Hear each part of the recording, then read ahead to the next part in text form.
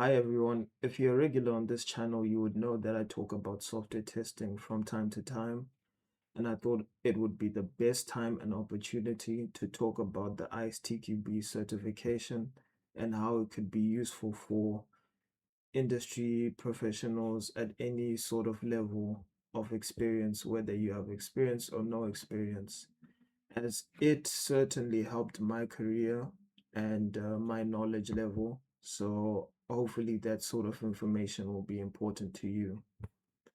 So with these tips that I'm going to give you, some of them are going to be helpful in deciding whether or not you want to pursue, and some of them are actually going to talk about how to prepare for this examination or certification. So the first one is you need to identify why you want to do this course or this certification. And the reason why that is important is because uh, this was certainly the case for me. When I went to university, I had about 7 semesters. So my degree program was about 3.5 years. And through my entire course, I probably had one testing subject, which is very bad. And it wasn't anything that was really in depth. We were learning how to test APIs, so we weren't going over definitions or the testing process or any of that sort. So, for the most part, certainly at university level, it's not a very recognized profession because it's almost like it's the footnote for development. So, with that being said, my reason why was there was a lot of information that I didn't know about because it wasn't taught. I didn't know about test plans, test cases, or any of that sort of thing. So when you go over the ISTQB, it walks you through all of these sorts of things and makes you aware of things that otherwise would seem so uh technically advanced, or something that like you think is a very technical definition, when it's just taking things that actually are simple and then just putting it in a specific terminology so that you can understand. And so that was my reason why. For you, it could be something else. It could be, yeah, it could be anything else. So you need to identify exactly why you want to do this. And then the second one for me is that you need to have a date in mind of when you want to achieve this goal. So if you start studying the syllabus today, have a date of like 4 months from now, for example. Because if you say that, then at least you're now going to be a little bit more urgent with your preparation and the amount of time you take to do certain things. And when you just have a date in mind, you just have that added motivation of like, okay, like on the 16th of November, for example, you're going to have this thing that you definitely need to do. The third one for me is there are basically two options you can go about this.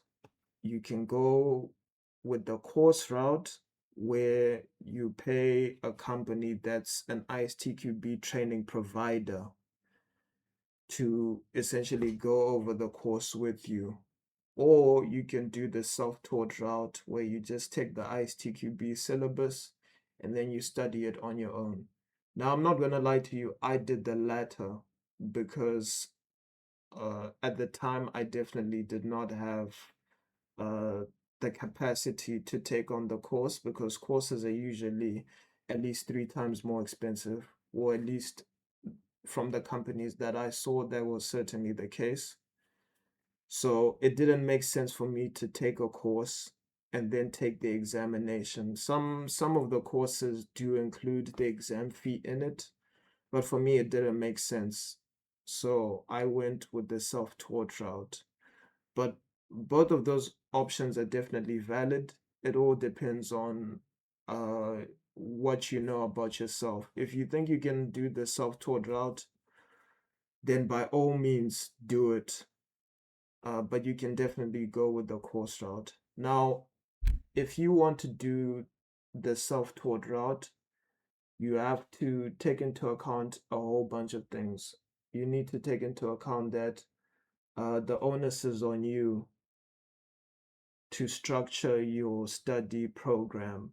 So you need to make sure that you have the syllabus, that you're practicing the exams regularly, and that you feel confident because for the most part it's going to be a confidence thing. Like if you in your head feel like you're going to be more confident if you take on a course, then please do it.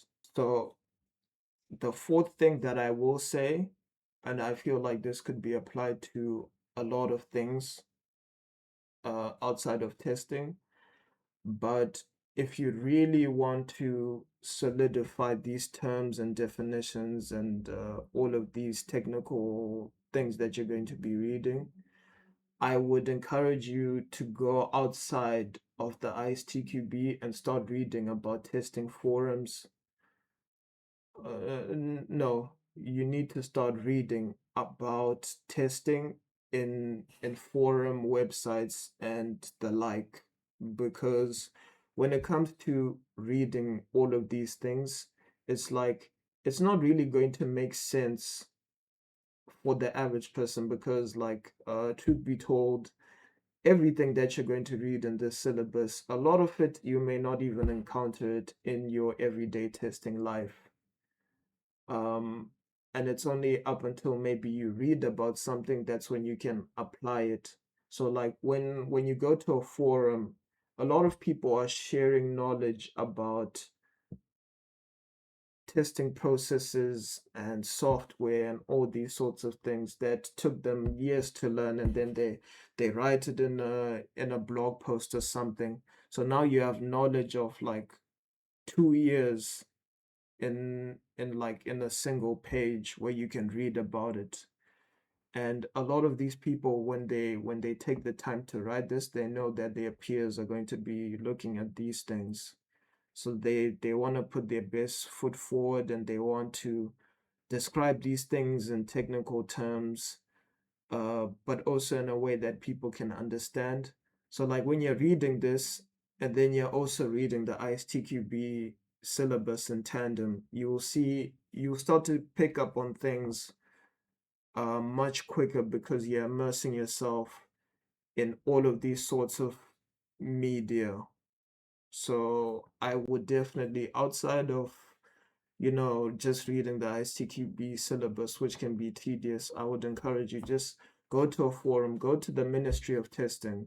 That's one dedicated testing forum that I can advocate for because it's a very supportive community. So I will be leaving the link in the description just so that you can go and check it out.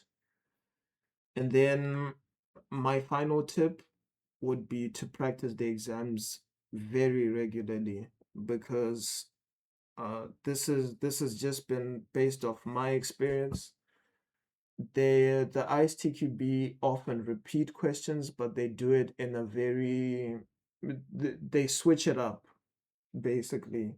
So they will ask a question in one of the practice exams, and then they'll give a different version of it, when you're writing the exam. So the good thing about the foundation level is that, if I'm not mistaken, they give you 3 practice exams or 5. So if you go over them regularly, you start to notice a pattern on how like they just repeat questions because there's so many questions. There's only so many questions you can ask, with an exam like that.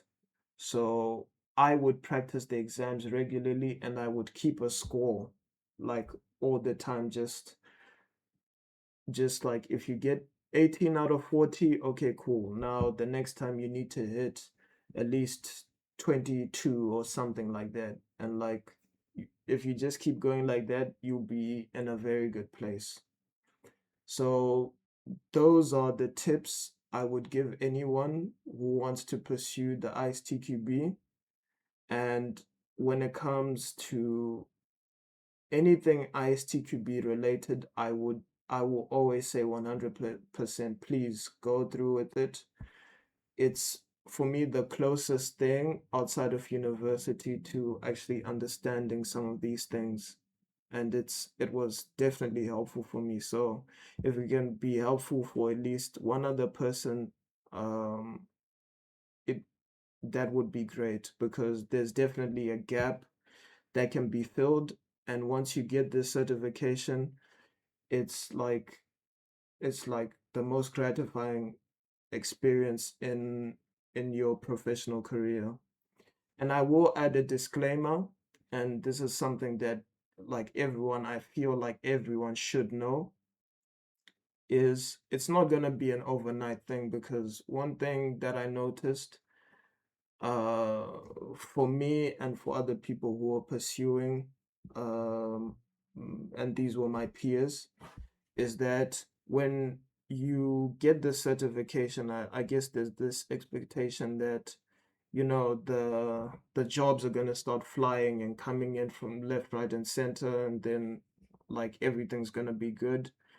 And it's like you need to be okay with the fact that, like, for at least a year or two, like, that won't be the case. It's not like it's this magical paper where you just go and, now that you have it, like, it's all gonna be good. No, like, I will always say that experience will always be the most important thing that most companies will look for. And then, like, if you have the ISTQB, that like just puts you above someone who wouldn't have that certification, so to speak. So it's all it's a game of inches. But I will say, I would recommend you to go through it, because like it's just adding um to just your profile. And like before you know it, like it's like you it'll be something that like would just come out of the blue. It's not going to be an overnight thing. Like I said, you're not just going to get a job immediately, or like a much better opportunity, but it's something that like somewhere down the line, like it's just going to be so beneficial. So these are the things I had to say about the ISTQB. Please, if you have any questions about anything else that's on your mind, please just leave it in the comments, and then I'll respond to you as soon as I can. And hopefully it'll convince you to go through with it. So thank you and take care.